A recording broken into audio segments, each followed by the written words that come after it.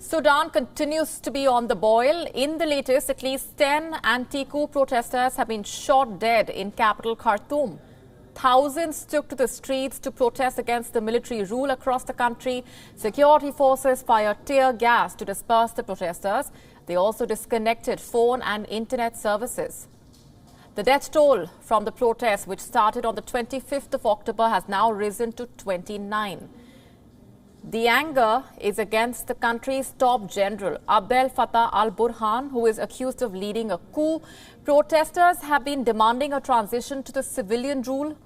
Most of the country's civilian leaders, including its prime minister, remain under house arrest. The deposed government has urged the international community for support.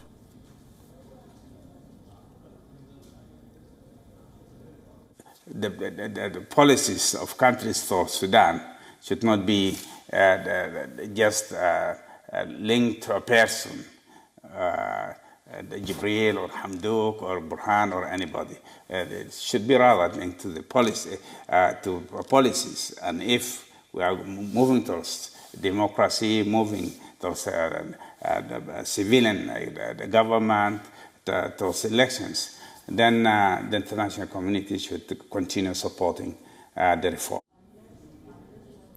Meanwhile, the U.S. Secretary of State Antony Blinken, who is currently in Kenya, has urged the Sudanese leaders to return to the path of democracy. Here's what he said.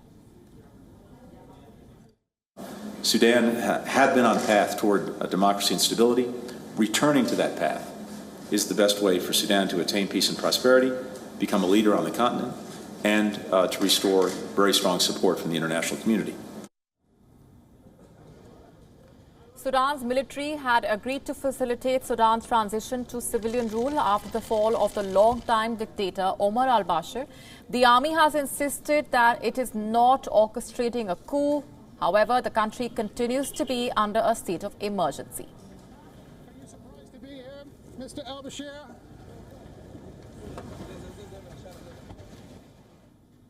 For more on these developments, joining us on the broadcast from Juba, South Sudan, is our correspondent Patrick Oed. Patrick, take us through the latest that we have at this point.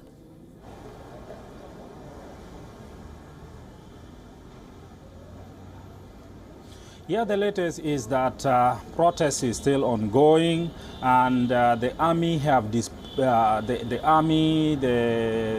national security and the various security organs have deployed heavily in the streets of Khartoum. The bridges connecting other parts of the city to the central business district in Khartoum have been cut off because the army have blocked some of those bridges.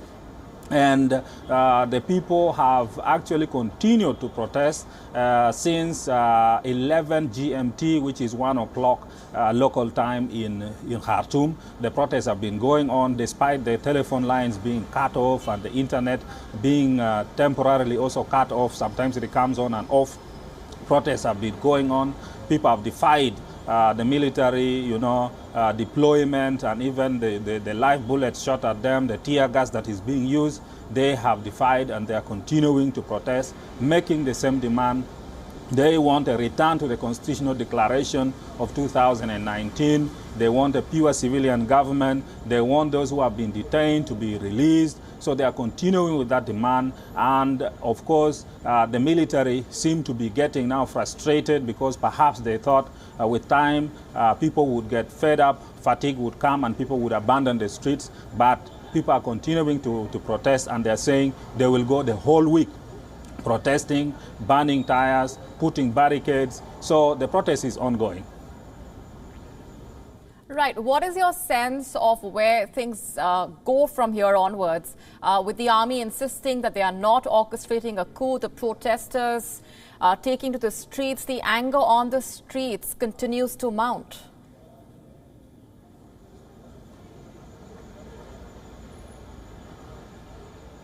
Yeah, where things are now, it can only get worse for the military because the protest is not only in Khartoum. The protest is also in other parts of Sudan.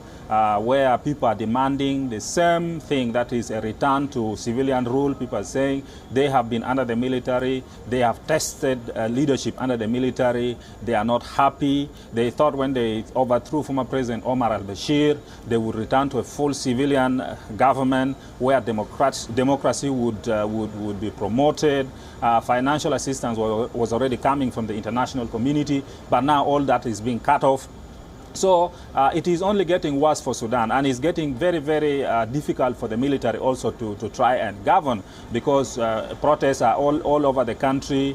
The businesses are not going on. The oil, which is one of the major exports of Sudan, is now not going to the international market because in the eastern Sudan, people are protesting, the port has been blocked. So a lot of problems for the military. And remember that also there are armed groups who signed a peace agreement with the government, but those armed groups have not yet been integrated into the national army. They are still operating in the regions where they have been operating for years. They are likely to go back to start also confronting the military militarily. So there are a lot of problems for Sudan. The sooner the military leadership listens to the voices of the protesters and resolve the problem, the better for the Sudan. If that is not done soon, the situation is only deteriorating. Patrick Oit, we're leaving it there for the moment. Thanks very much for those updates. WION now available in your country. Download the app now. Get all the news on the move.